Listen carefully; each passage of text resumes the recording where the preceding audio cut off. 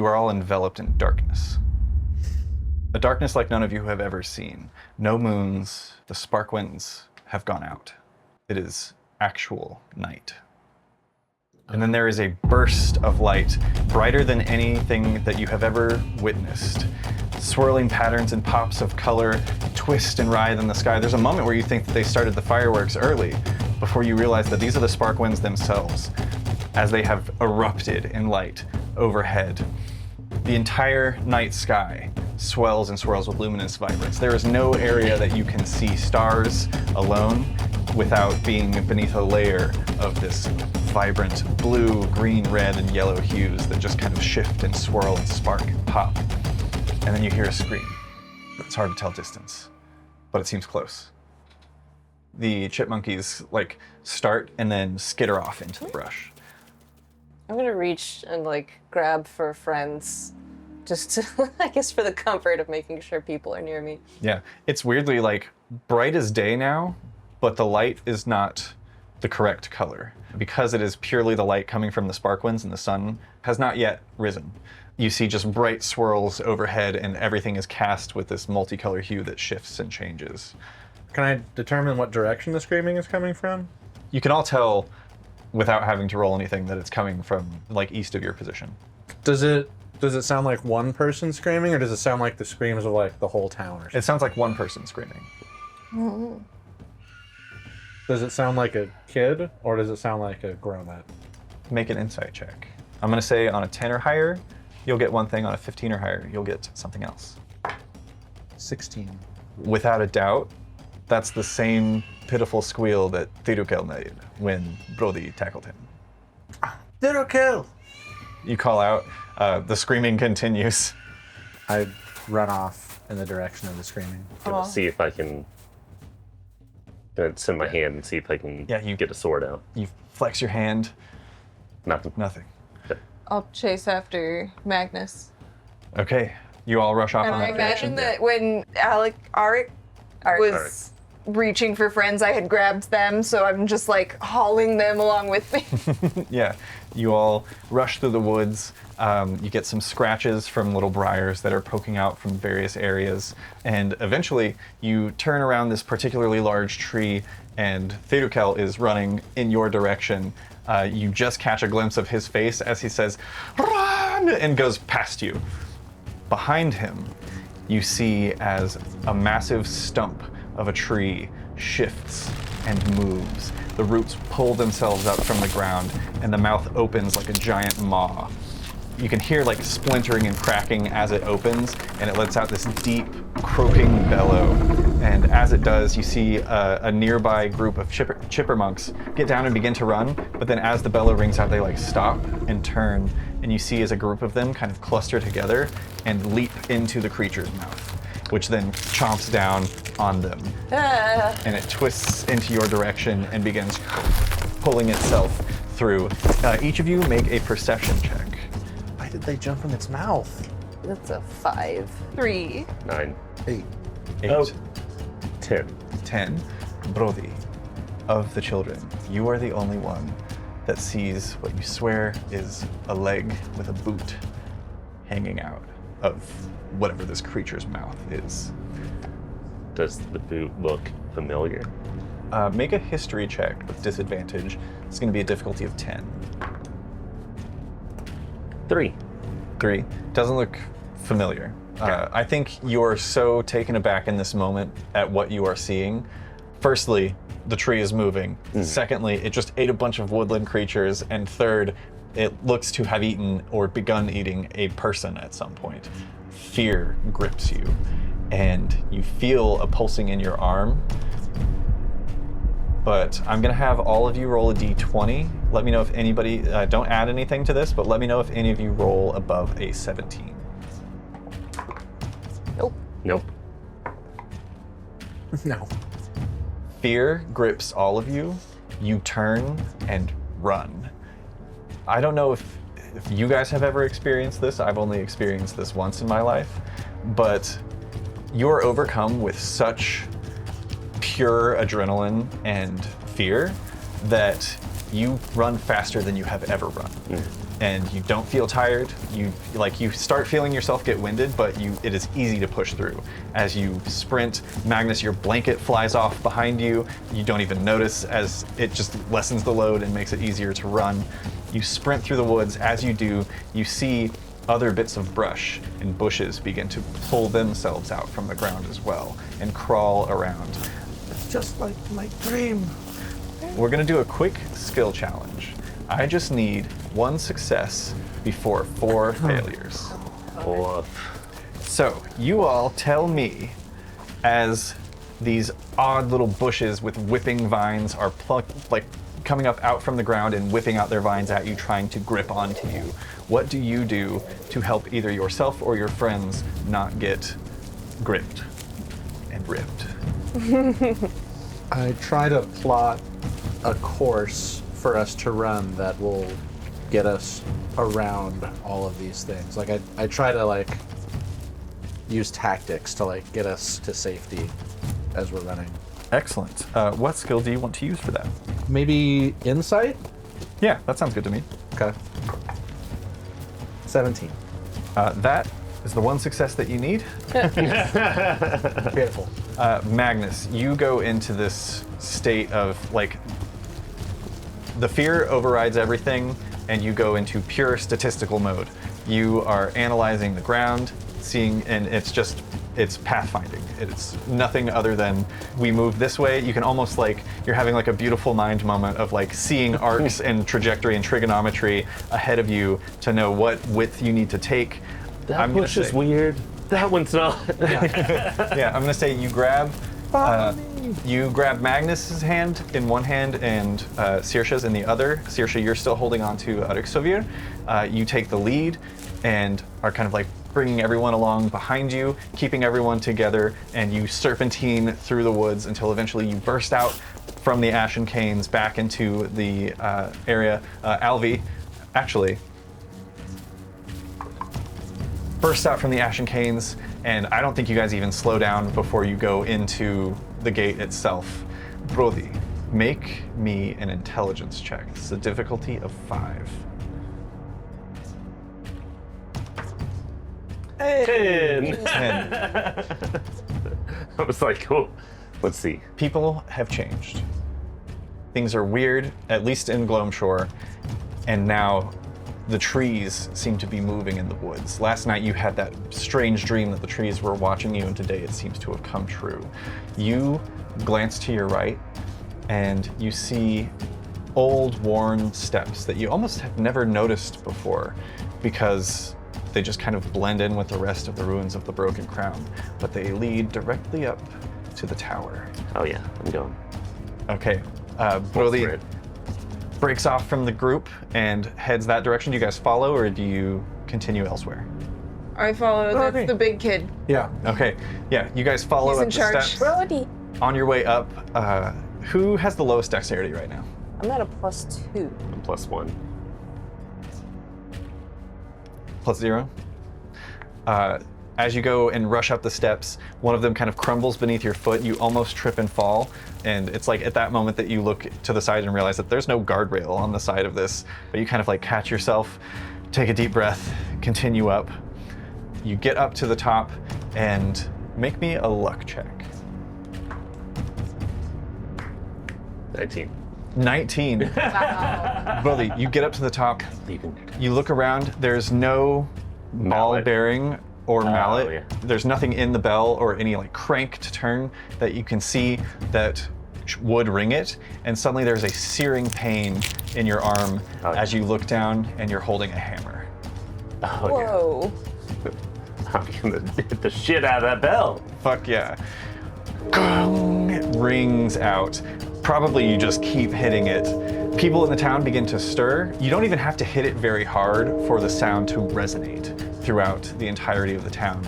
And having never heard this before, it is alarming. You have raised an alarm, and townspeople begin to stir. You see a couple men that you know to be kind of the town guard. which is very, like, there's very little policing to do here. They're mostly just, like, keeping kids from defacing property, and, occasionally there will be, like, drunken disputes at the tavern that they have to break up. But you see as a few of them show up kind of down the street, like, hands on the swords at their sides, and they look up and they're like, "What are you kids doing up there? Get down." I think that I'm just like cowering, little kid style, like this is way too loud. Yeah. I'm just still hitting bell. Yeah. I yell down, "Tree monsters!" What? What? I'm pointing to where they were, like, in the forest. Yeah, you yell this out and point towards the Ashen Canes. They're standing in the road, kind of at the gate where the stairs lead down to. You see as they like turn and look, and almost as if it was a scene from your dream, you see as the forest line begins to shift as it is moving towards the city itself.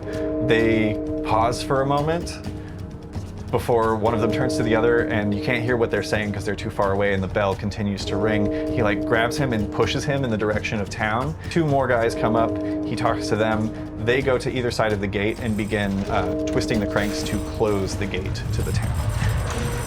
He'll look up and he'll just be like, "Keep ringing that bell! Keep ringing the bell!" And you see as the forest is getting closer. Oh God. I wish I could take the fire in your hair and throw it down. I was going to ask, there is a cantrip that I have access to. What wells up in you in this moment? I'm just panicking for solutions. Yeah, I'll say this. And You tell me what happens and what it feels like. I am still holding Arik's hand, and we're like, there's sweaty little kid hands, and we're shaking, and so far the brothers are like problem solving, and I'm just like breathing, and like my hair is getting like bigger and like kind of rising up, and I just kind of grip at it. I just hurl like this little ball of fire into the woods. Go ahead and make a spell attack. 14! Hell yeah. There's a moment where you're like looking down in amazement, and it keeps getting bigger. And it goes from amazement to fear, and you elbow Magnus out of the window. yeah, and you all watch as your friend of flame steps over to the edge and tosses a ball of fire down towards the forest.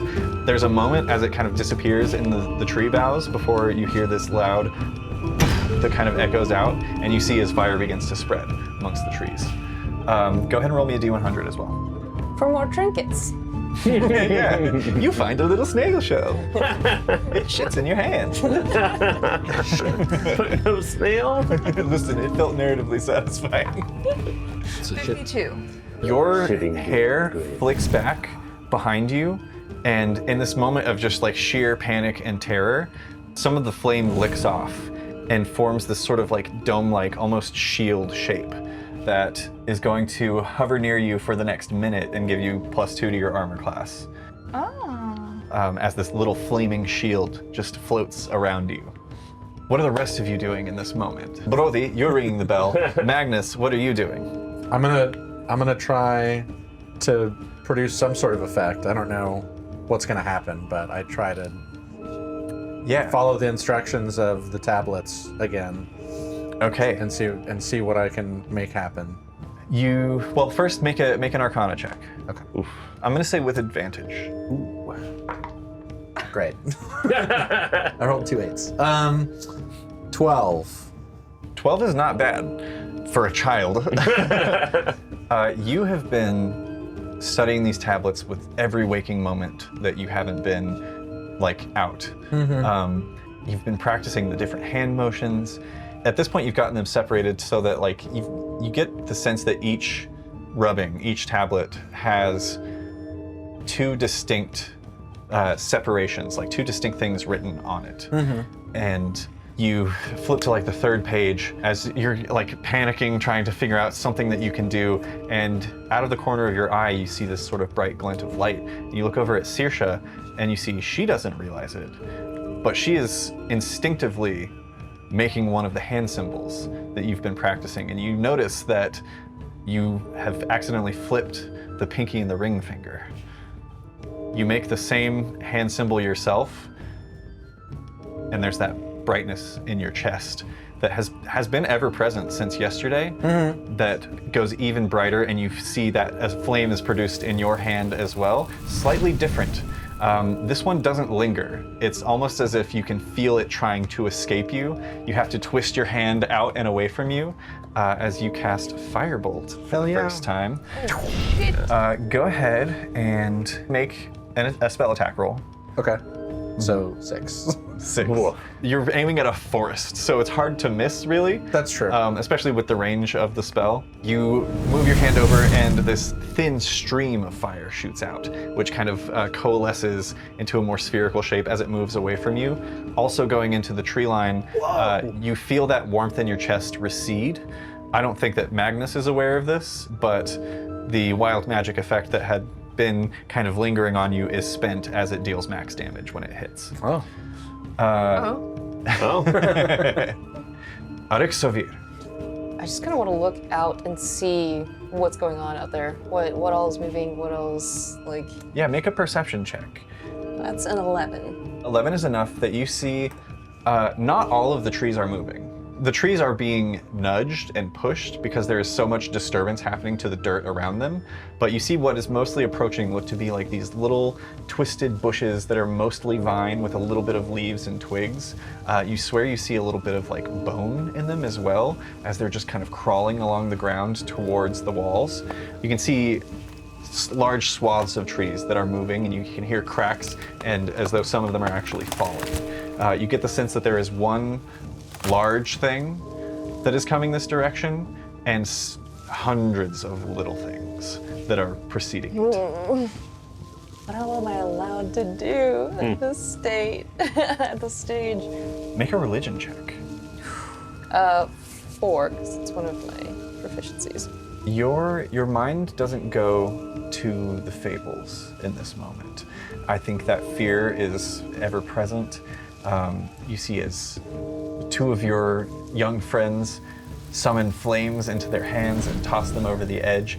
You are kind of like down, curled up in like an almost fetal position, but seated on the other side of the bell, covering your ears as the bell rings. And the bell continues to ring, and it almost permeates your entire body. And you feel as your left hand, I believe, is the one that had the glove on, almost like without thinking, you remove it from your ear, and before you know it, you're standing 6 feet tall, long arm outstretched, holding the glove out, and you can see that sort of glow to the symbol of the snake as you just look at the closest little bush that's crawling towards you, and if you would like to, you can cast Toll the Dead. Oh, hell yeah. Yeah. Your spell save DC is 8 plus your proficiency bonus, so 9 plus So your 9. wisdom. And then 11. 11, it fails with Okay. a 10. The bell rings behind you, and then you feel it ring through you and out from your palm, stretched out. You can almost see as the air ripples from the waves of sound as they envelop this creature that's just kind of like charred and singed and crawling forward, and it just pops on the ground. Black ooze coats the snow where it's exploded, and you look out and you notice that there are hundreds more of these things. At this point, all of you are kind of taken by surprise as there's a figure behind you. Probably you like jump. Broly, you feel a hand on your shoulder, and you kind of like jump and you turn and you see Talos is there, sword drawn, and he kind of like grabs your shoulder and he's like, "Don't worry, we've got this." And he like looks out and sees all of them, and he looks at you and he's like, "Get to the shore, get to the longboat, go, I'm right behind you." He's gonna like shift you guys towards the stairs. Wait, what about my I will spread the word, don't worry. The Dawn Seekers we will get everyone evacuated. Go, we have to get out of here. And he's gonna start pushing you guys to go down the stairs. He's not gonna push you down the stairs. Grab him by the arm and pull him. I grab Saoirse. Yeah. Start running. Excellent. You guys are carefully rushing down the stone steps. Stones crumble off and fall away as you do. Getting down to the bottom, Talos sends you guys towards the docks. He meets up with Gwynia and Kavaya, and he's like talking back and forth with them. You guys can make perception checks if you want to catch any of what they're saying. I do. Did you have your observant feat yet? 3. No, I haven't made my feet yet. Got 2. You say a perception check? Yes. It's a 10. 10, 12. 12. Nice. 5. Magnus and Odyx, both of you hear Talos comes down and he's just like, hundreds and hundreds of living plants. They are rushing. They don't look like the Elderkin from the stories. They look like monsters. Gwynia responds to him. She's like, Talos, Kavaya, you get everyone to the longboats. You said there's hundreds of them. He's like, they're going to be over those walls in seconds if they can climb. She's like, all right. You get everyone to the shores. I'll get Falinir.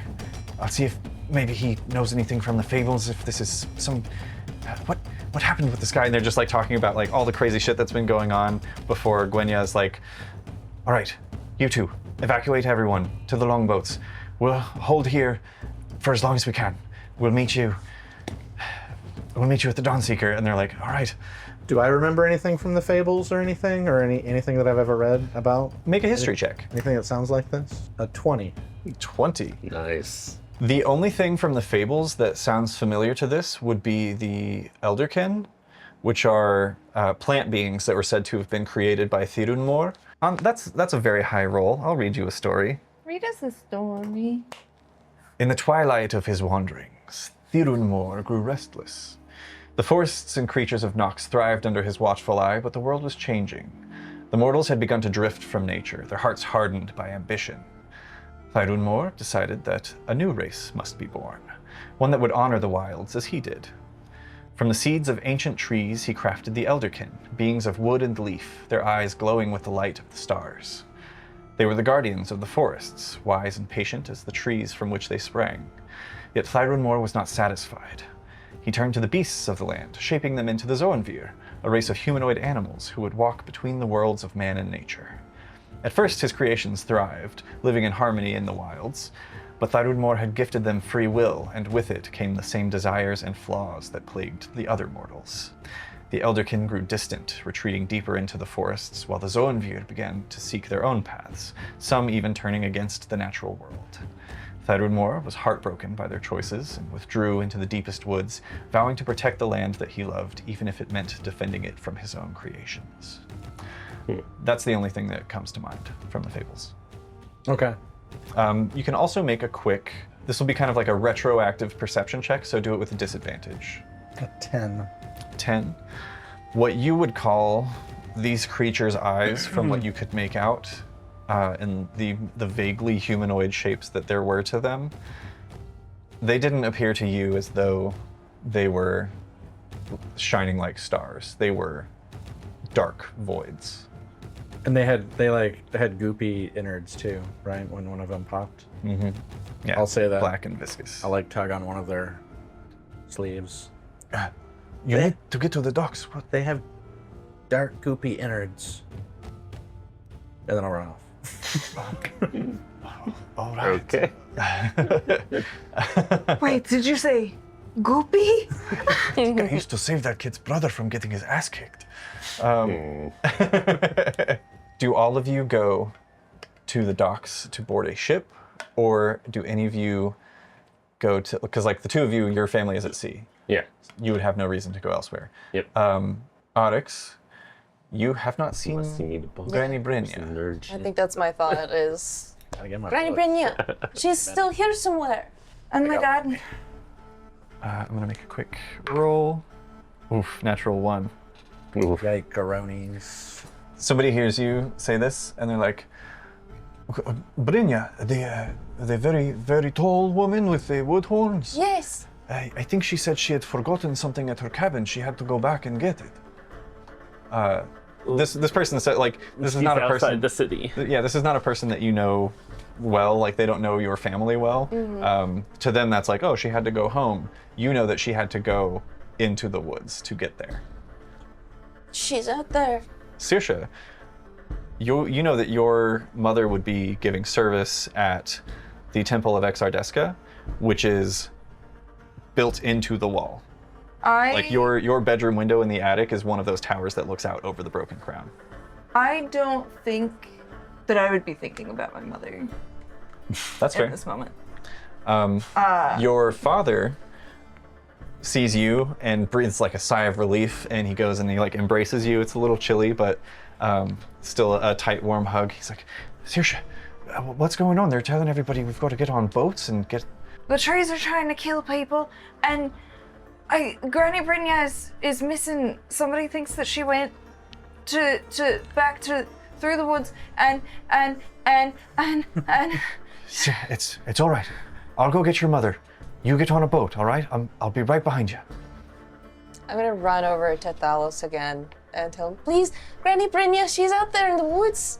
And I want to cast protection from evil and good, if I can. Yeah. Like, just out of like sheer desperation. Yeah, I think just like as you're grabbing onto him, Not even knowing. it just Yeah. kind of, what does it look like as it like bleeds across his cloak? I think that there's this kind of green and almost like purple light, kind of like the Sparkwinds. Like, it's very, very faint. I don't think anybody would notice if you weren't like looking for it as it kind of spreads into him. He seems to react not because he sees it, but because he feels it. And he like is taken aback for a moment. He's like, she's outside the wall, you say? Well, what does she look like? She's very tall, she has horns now, and very long arms, and a leather nose. Tall with horns. Which way is your cabin from here? That way, and I'm gonna just point him. As soon as you point, he's off. Okay. So, I don't know, just mechanically, creatures that are aberration, celestial, elementals, fae, fiends, undead, have disadvantage on attack rolls against him now, and he can't be possessed or gain the charmed or frightened condition. Oh yeah. He rushes out in the direction of one of the gates that leads out that you travel through daily when you come to the city.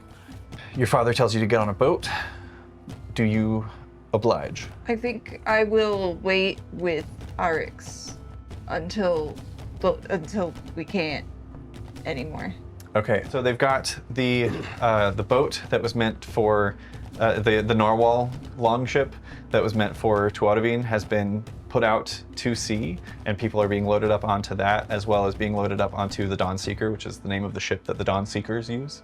I think you guys kind of like are standing there by the dock, and pretty immediately, Kavaya Skalbrin, that's the slender figure who, for our knowledge, is like a cloud genasi. It's just like misty mixture of like water and air for hair, violet eyes. She comes over and she's like, come. Children first, get on. We have to make sure there's room. I think you guys would have to pull me onto the boat as I'm like still looking towards the gate. I'll do that. Yeah, make an athletics check with advantage. Kavaya's gonna help. 13? 13. You can roll to resist. This will be athletics or acrobatics. Holy shit, that's a 22. 22. You and this adult woman are both like pulling on Oryx, and she is unmoving. Like you get like one of her long lanky arms pulled back, but she is like sturdy as a tree. I am wailing for Granny Brynja just over and over and over again. Saoirse, you're like probably kicking your legs as somebody picks you up from behind and takes you onto the ship as well. I'm trying to like, emotionally what I'm trying to do is like, burn them so they drop me. You see, as rushing down from like this sort of elevated part of Gloam Shore that leads up to your temple, you see your father and Nora hand in hand. Nora's the same bluish hue and frosted hair as your dad, and they're hand in hand rushing down. Your mother is not with them. As they return, he like stops and like turns and looks behind him one more time. He's like, get on the boat, Saoirse. We've got to go. And Nora, you as well. And he's like gonna lead her up, and he gets onto the boat with you. McCall, do you think Granny Brynja and Talos make it?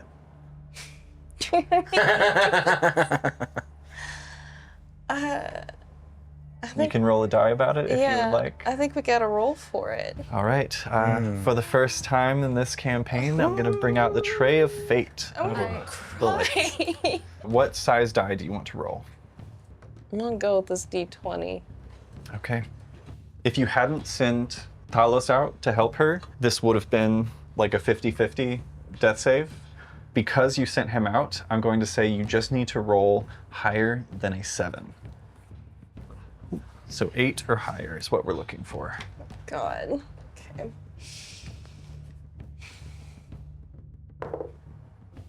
It's a 16. I was like, I see 2 digits. Granny Brynja! Couldn't read it, but I saw 2 numbers. So, you see at this point, too, looking down the coastline, there are ships leaving from Tarstrand as well. It seems like the entirety of the island is evacuating. The long ships are setting out. Also, some much larger ships that are meant for like longer sea voyages are setting out as well from the big city. The townsfolk here are put onto the fishing vessels that remained that were off for the Emberlight Vigil. There is panic. I think, unfortunately, you also see there's like a human family that's like getting all of their friends and family up onto their fishing boat. There's plenty of room left on it, and a group of people that have these very prominent curled horns come up, and you see one of them actually kicks them back from getting on the boat and shoves off without them. Let's roll. 5. They stand there in shock, and the ships begin departing. You are arguing with Kavaya to not set sail yet. It's easier than you think because Gwynia also has not returned. Gwynia and Falinir haven't come back either. So she's like holding on, and your boat, I'm gonna ask you guys which boat you're on. Are you on the Dawnseeker or are you on the Narwhal longship? I think the Dawnseeker, because that's who we followed, more or less, was that group. Yeah, I mean, but there's panic ensuing. They may have split up because like no one's been assigned to the other ship yet. It's your choice. It doesn't have to be like, I think we'd do this. Which boat do you want to be Should we on? do a roll? Yeah, So just like a 50-50? 50-50, yeah. I think you should roll. Oh. I'll do a D6. Okay, which one? 1, 2, 3 will be the Narwhal. 4, 5, 6 will be the Dawnseeker. All right. Narwhal! Hell yeah. I was kind of hoping. I was gonna say, like, I thought you two were like way more invested in that. Yeah, I could have gone with okay. both. It's Yeah. like the one of the people I respect coming back, or the one I thought like I was maybe meant for. You see that you are the last ship in port as everyone else has shoved off and begun sailing away. As you can now see, not just crawling over the walls, but crawling over buildings are these odd vine-like creatures. You hear screams of people who were uncomfortable with their changes being seen and stayed in their homes and didn't know what was going on. Could just be, people who had business in other places in town. But you hear the shouting of townsfolk, and you can physically see these creatures as they're crawling over people and over buildings and structures. And you can see like stone cracks beneath them. Rounding a corner, Granny Brynja, who is like holding the hand of Gwynia Tyrborn, and the two of them are running faster than you've ever seen your granny move before. Your parents are with her as well. And as they're running down the street, you see a few moments later, coming around the same corner, is Talos. And he has like a great sword out and is slashing at these creatures. As they leap at him, he'll just chop them in half. And you swear there's one, like this larger trunk of a creature that comes around the corner, similar to what you saw in the woods, but a little bit smaller, grotesque, and just like covered with like moss and lichen and mushrooms, but is also like oozing yellow pus as it comes around. Does that have like a face, or is it? It does, yeah. Okay. There's like an open mouth and like white eyes. And as it comes around the corner and comes down to bite onto Talos, you see as he swings his sword up, and you swear there is a flash of light as he cleaves it in half and does his first ever divine smite. The boat, at this point, Kavaya undoes the rope as soon as she sees them. She gets Granny Brynja and your family and Gwynia on board, just kicks the gangplank overboard as they push off, and Talos runs and does a running leap and just catches the side of the boat, pulls himself up, and just like lays on his back, breathing heavily, sword at his side, as you push off and watch as these creatures just begin to inhabit what was once your home. just face buried in Mama, Papa, and Yeah, Brynja. they're crying as well. This weird, like, creepy spider leg family just like hugging each other. Granny Brynja is there as well. Granny Brynja is like cackling. She's just like patting Talos's hand. Yeah. Saoirse, make me a perception check with advantage. 14. You just kind of like look off in the distance and you see just a bright light emanating from the windows of your home. Up on the hill, surrounded by apple trees, there's just light coming out from the windows, like brighter than if there were just torches on inside. Every single window sounded kind of a beacon in the nighttime. Your father leans down. He doesn't seem to have like looked in that direction or noticed. He's like checking you to see if you've been injured or anything. He's like, I tried to get her to come, but she refused to leave. I had to get your sister. And Nora's like crying. She's a little bit older than you. How much older than you is she? 3 or 4 years. Yeah, so she's still like a 12-year-old. Yeah. She's bawling, crying, and seems to take on the same kind of like icy hue that he has. But he just like holds you close, both of you, and brings you in for a hug. As Tuaravine comes early, as our heroes are forced to flee from Ilvermere, we're going to do our final stat rolls and choose our feats. We'll go opposite this time, so we'll start with you, Sam. The moment of truth. Believe. I mean, that's... It's a 1 and a 6. So you get to reroll the 1. Oh, yeah. Oh, yeah. Okay, that's fine. 6 and a Instead 2. of a 6. Okay, so that puts my charisma at 17. Hell yeah. Fuck yeah, Is this a dude. +3? Yeah. That in racial bonus eventually, I'm guessing, right? Mm-hmm. Get that Yeah. up to Yeah, I mean +4. that's your choice because I think you get to choose one to put 2 into and one to put 1. So you could make it a 19 right now. I think I'm gonna use it to boost some other stats. That's fair. Get a little Yes. rounded out. Yeah, unfortunately, the I don't class even know I'm what going class with. you are. The class I'm going with is one of those ones where it's like if you have anything low, your combat Sucks. is gonna be bad. But your, like, the feat you choose could also bump one of your things up by 1, possibly. It doesn't. Rough. Yeah, Well, you know. that's all right. Yeah. What are your final stats and what's your feat? Wait, are we doing racial modifiers now or no? Yes. Okay. Yeah, we're finishing the character sheets. Okay. The next time we see these characters, they'll be adults. Whew. So strength is 15 plus 2, dexterity 13 plus 1, constitution 13 plus 1, intelligence 12 plus 1, wisdom 12 plus 1, charisma 17 plus 3. That came out great. Yeah. Yeah, I mean, it just wasn't looking For sure. great. Yeah. But When I mean, feel that. you've got it where you need it for sure, though. you have one roll left and your main stat is still +0, you start sweating. The For sweat sure. happens. For sure. And my feat will be sentinel. Hell yeah. I think that's perfect. Rad. Class or wait, I know. Let's see Do Magnus. I think it's got to guess.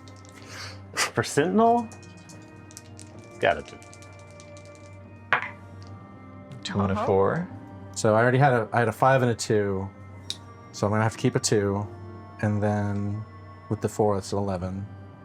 So that's For strength, right? my Oh, strength. I definitely know what you're playing. That's not bad. It's your new favorite class. Mm-hmm. Yeah. Which means I don't have a negative in it. Which Yeah. is wild. Now I'm just a normal person. Yeah, I mean, you're technically Who's the like right on the strongest edge wizard? of becoming above average if you wanted. Heck yeah. And Beef wizard. I'm gonna swap my wisdom and intelligence scores. Okay. Okay. Yeah, just give us your stats once you've made your adjustments. Oh, and you have to add all of your +1s. Plus 1s from being a human guy. So you have a +1 to strength. Oh yeah, I do. So you're above average. Beef wizard. Yay! I think to keep some mystery for our viewers, like I want to go over all your stats and feats and things, but there will be a jump in time before we see these characters again. When we talk about what happens to your characters in that time, we'll do that off camera so that there will still be a little bit of mystery and intrigue for those of you at home. But yeah, let's go ahead and get these character sheets finished out. Do backgrounds give us anything now? Yeah, whatever you would get from your Some background. of them do. Some of them give you a skill proficiency. Most of them give you a skill proficiency. Some of them give you a tool proficiency. Most of them give you an instrument. It actually makes sense to choose your background now because you can kind of lean into what your... I would almost wait until after we do this little scene at the end. I'm sure you all have kind of an idea of what your character's pursuits are going to be, but I basically just want to let you know where they'll be. Holy. So my final stats, going down the list, got 12 strength, 16 dexterity, 15 constitution, 20 intelligence. Yeah, Damn. dude. That's after the observant feat was Yeah. added and my +1 human Nice. adjustment. 17 wisdom and 15 charisma. Hell yeah, dude. Wild. Time Yo. for Brody. Brother Bro. Hey! Cool. Damn, dude. 5 and 6. Wild. Now I need to think of what I want to switch. Wait, wait. Oh, 5 and a 6. Yeah, you might Yeah. replace that other die. Yeah, if you have anything that's Okay. No. final stats. 13. I'm switching strength and dex, so 13, 17, 17, 17, 12, 17. Jesus. Dude, Ridiculous. Also, let it be known that me being a human only bumped one thing up. Yeah, I rolled very evenly. that's great. That means Awkward. that your next ability score Yeah, improvement, you're you'll going get up too. real good at a couple things. Yep. Dang. Share your 17. All right, Alex Xavier, Feats? Did we do feet? Oh, I'm doing Mage Slayer. Mage Slayer, and then Observant for Magnus, and Sentinel. Sentinel. Sentinel, okay. Let me doke. I'm look just up what keeping that my does. class a secret because it's upsetting Josh. Oh, I love it. No, I know what it is. Yeah, you've put the piece. Holy shit, that's 2 6s. Wild. Get good. So I'm scratching that. That's 2 6s and a 5 for this is for intelligence. So that's bumped up to 17. Hot damn, Bahutul. Alex Xavier gonna read some fucking books as she ages. Apparently. Hell. I like that my intelligence is 17 and I just pick on you for being a fucking nerd. Look, you could be a nerd too. That's right. I think I'm gonna take the telekinetic feat, which also gives me a +1 to intelligence, wisdom, or charisma. Hell yeah. Good God, these are good numbers. This feels good. I like that it's like re-roll if you don't have 2 above this, and this time we're like, shit, no, sorry. Does the proficiency bonus go up when we hit level 1? Is a crazy question I have to ask. Yeah, it goes up to +2. Okay. So with my racial traits, which I'm gonna keep those the secret, the actual race, I think I'm gonna do +2 to charisma. Wait, can I do? Yeah, I can.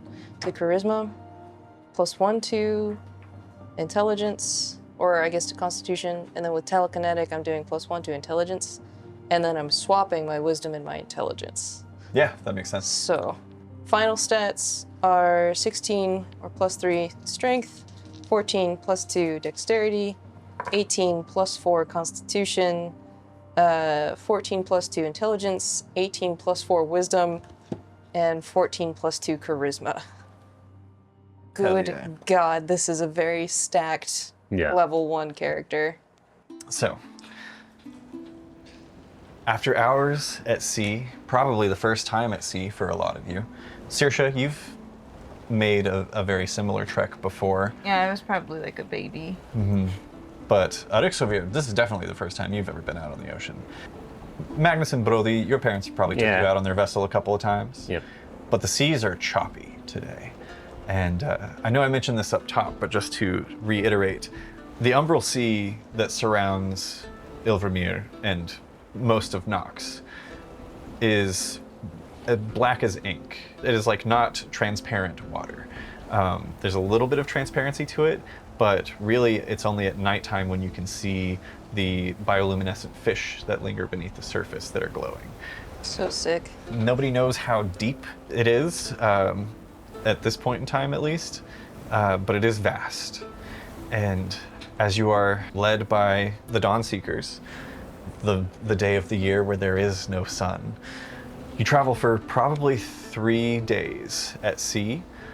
Luckily, there are nets on board so that you can catch fish in the long night to feed the people on board, because it happened in such a hectic manner that there were not a lot of provisions that were brought.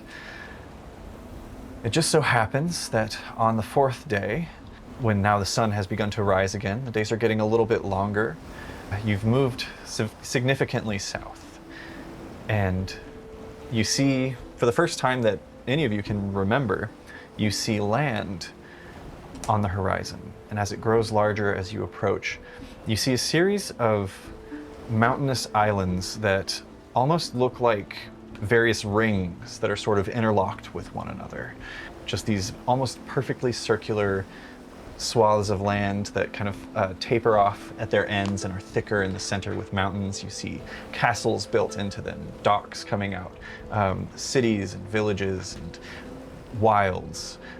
Just the greenest place that you have ever seen as the longship arrives at Lochvara, to the south of Ilvermere. Lokvara? Lochvara, yes. This is your father's ancestral home, Saoirse. It is incredibly green as you guys approach. Your father kneels down. He's like, "Don't worry. I'm sure your mother was, like yourself, obviously chosen by the Great Flame. I'm sure that he's kept her safe. Perhaps one day we can return and